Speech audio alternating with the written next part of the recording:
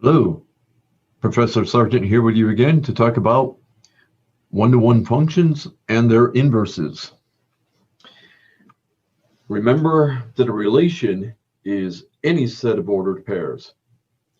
A function is a relation where each x in the domain goes to one y in the range. And so when examining the ordered pairs, you wanted to make sure that no x is repeated. Graphically, that translated into looking at vertical lines, making sure that none crossed more than once. A one-to-one function is a function, but also each x in the range can be tracked back to one x in the domain. So it's a function, each x in the domain goes to one y in the range, and then a one-to-one function also, in addition to that, has a y going back to 1x. Such functions, when they exist, have what are called inverse functions. When checking to see if we have a one-to-one function, besides no repetition of x, we also will want to make sure in the ordered pairs that there is no repetition in y. And that's going to lead to applying a horizontal line test. Make sure that no horizontal line crosses more than once. We've got 4 different ordered pairs again, and all of the x values are different, it looks like, but y equals 4 would track back to both -5 and +3. So it's not a one-to-one function.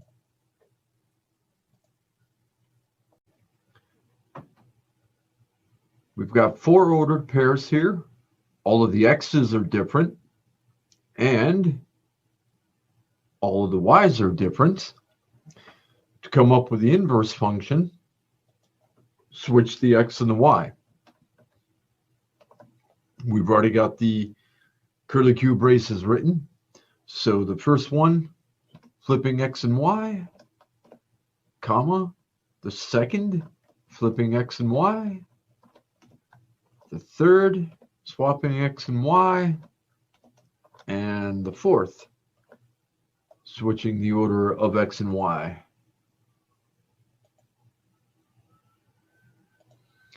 And it looks like a little typo there, the -3. Let's see if it likes that now. So this first example, towards the very bottom, we see 2 different countries being paired up with the same y value. So we cannot track back from y equals 4 to a single x.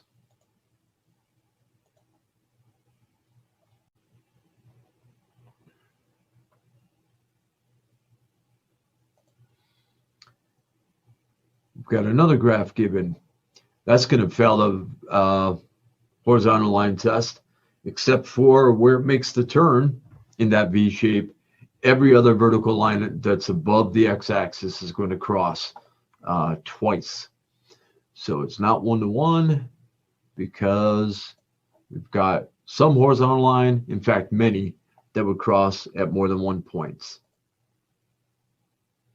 And so if the function is one-to-one, graph its inverse. Since it's not one-to-one, it doesn't have an inverse. We talked briefly earlier about the horizontal line test as the way to tell that a graph is, if it's passed, that it's one-to-one. But h of x equals 5, that's the same as y equals 5. That'd be horizontal itself. And so that's a line that would cross itself infinitely many times. We're not talking about a one-to-one function, and so there's not an inverse.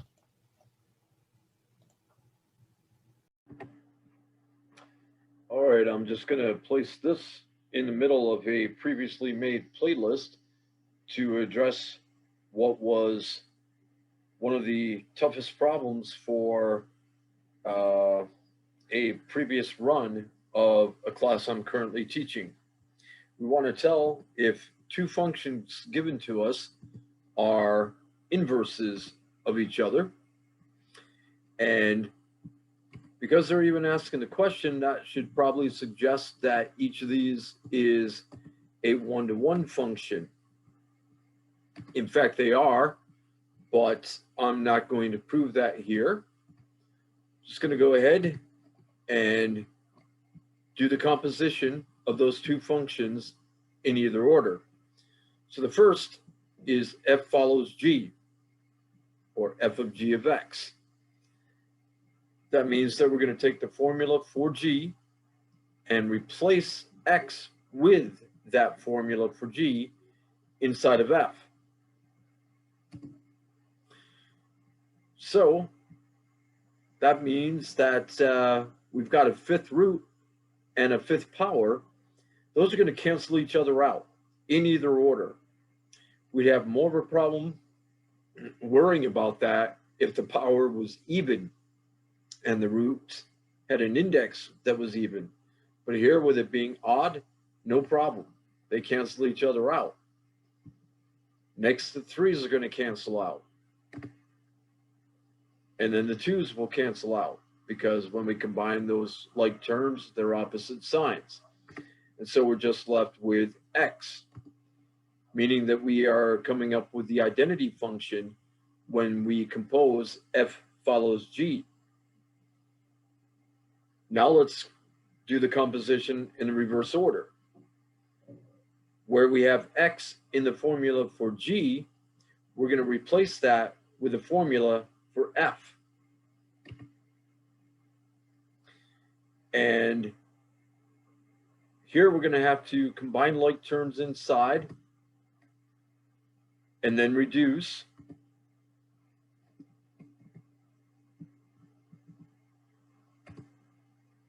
And then that point I made about the index and the power both being odd, they're going to cancel each other out. So we just get x. We got the same thing in either order of composition.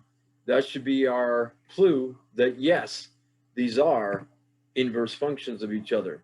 We're getting the identity function out of each. Hope that helps.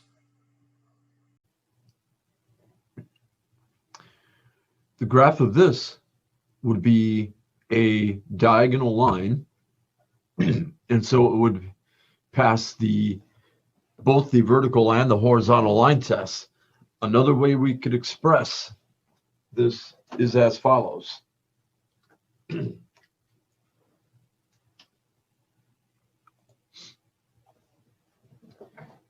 Every single operation that we learned in early elementary school, adding, subtracting, and dividing, as long as we are not dividing by zero, result in unique answers.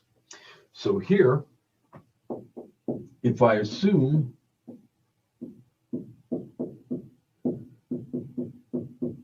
that f of a equals f of b, remember f of x is a fancy stand-in for y, and I'm saying here, let's assume we've got the same y value. Would that mean that we put in the same x on each side?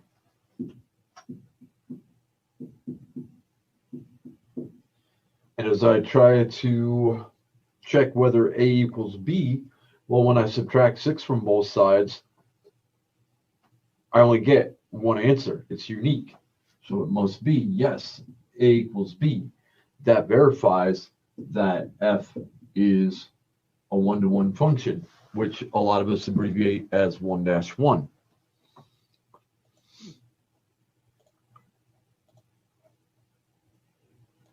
Now it also asks for the inverse. So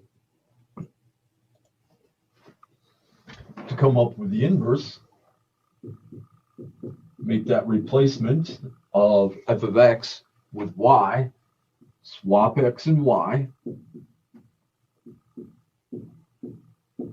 That's really crucial. And really what we did over here gets repeated. And so a lot of times you could spot as you're trying to find an inverse, if it turns out to not be 1 to 1, you would stop. Subtracting 6 from both sides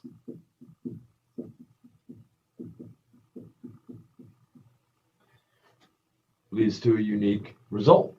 Now, this new y is the y of the inverse function.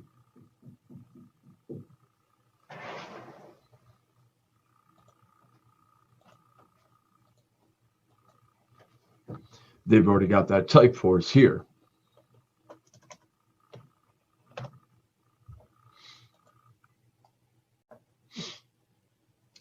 Now, with f of x equals 2x minus 6, I'll just show the part of finding the inverse and point out where each step is giving us something unique.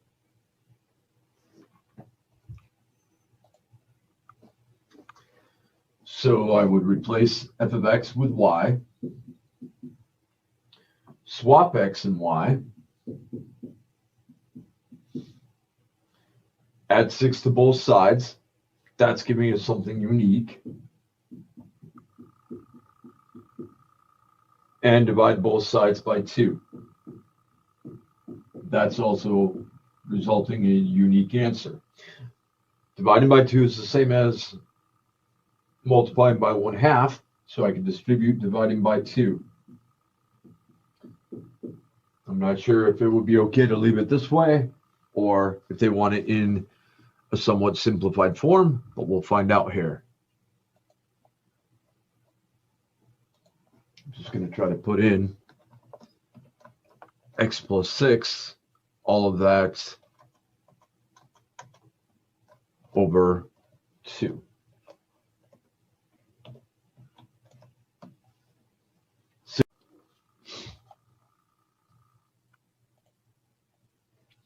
So now we've got f of x equals x cubed minus 6. Same sequence of steps as before of replacing f of x with y, swapping x and y. And then we have to consider, to get y alone, what was put around it and in what order. What would undo it? First y is cubed, and then we subtract 6. So our first thing to do is going to be to add the 6.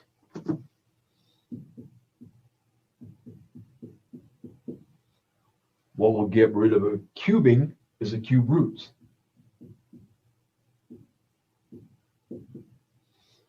And we would replace the new y with the function notation for the inverse of f. Taking the cube root occurred last.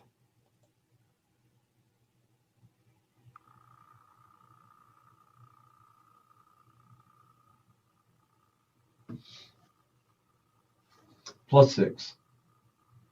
I had that written originally, and then don't know what happened there. But yeah, that was plus originally. Should have stayed that way on the board.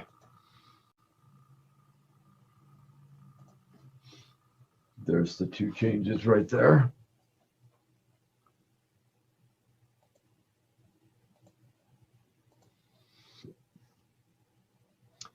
Here also, x not equal to 6 is talking about the domain. Putting in 6 itself would make the denominator 0, and we can't divide by 0.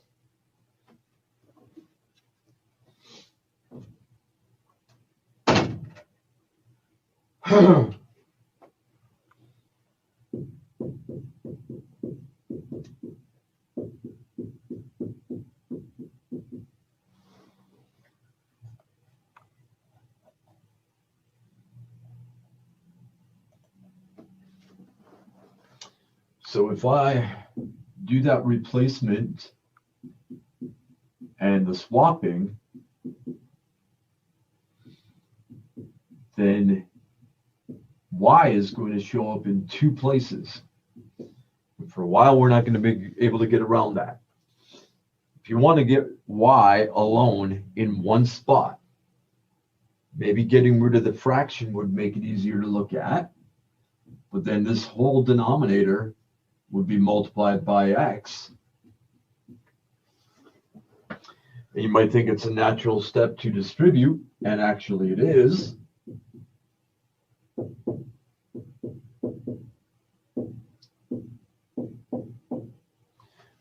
But if you go through all that, well, then you might go, where am I going next? Remember what the goal was to get y alone in one spot.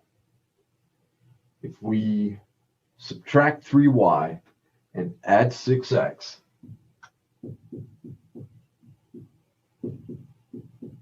now everything that has y is on one side, anything that doesn't have y is on the other side. We can factor y out from the two terms on the left.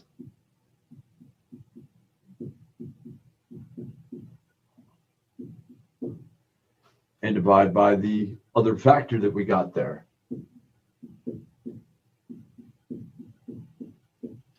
That would get y alone. And since the original function was called f of x, then the new inverse function would be f inverse of x.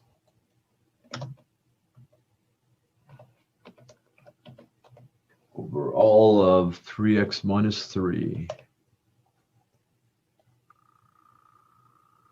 There was no 3 down here.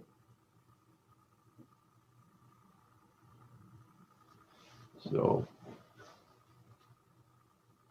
no 3 there, no 3 there, no 3 there, no 3 there. Okay, let's try that. Getting rid of the coefficient of 3 there. Now it's good.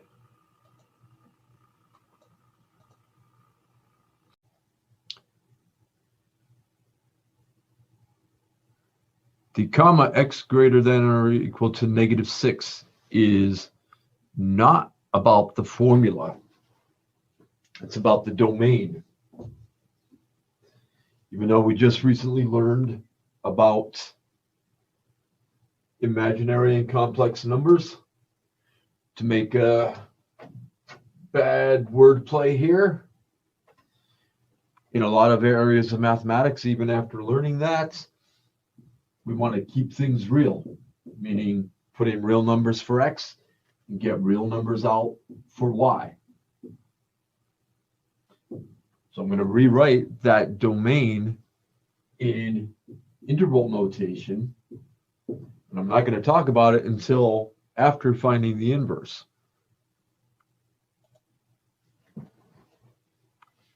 Replace f of x with y. Swap x and y. First thing that's done to y is we add 6, and last we take the square root. So the first thing to do is going to be to square both sides. Now that gives us, because multiplication results in unique answers, and that's a whole number exponent, that's a special case of repeated multiplication then. We still get something unique. Same with subtracting 6. Replace the new y with the function notation for the inverse of f. Now, one thing that this will tell us, I don't want to dig too deep here for the moment, but one thing this will tell us is if we put in things smaller than -6 here, and then added 6, we'd have a negative. We'd be taking a square root of a negative. Since we've been swapping x and y, this is not only the domain of f, what we can put in for x, it is also the range of this quadratic function. When you graph that parabola, it's going to open upwards starting at y equals -6.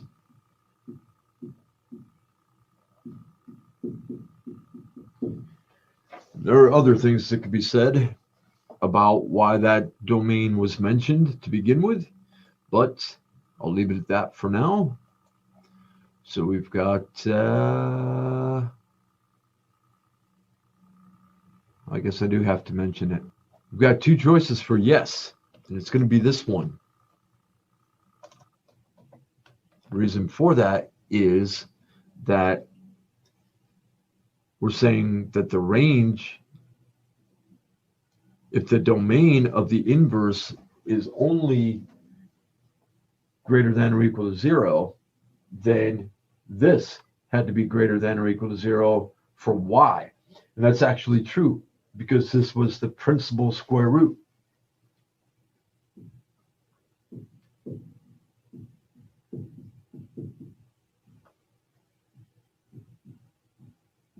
We didn't have plus or minus that square root. We just had the positive or principal square root. So that domain of f inverse, because of what we started with, not what the graph would look like if you try to put in anything for x, but the fact that we started with this to create this function. That's the domain of f inverse. It's going to be the range of what we started with.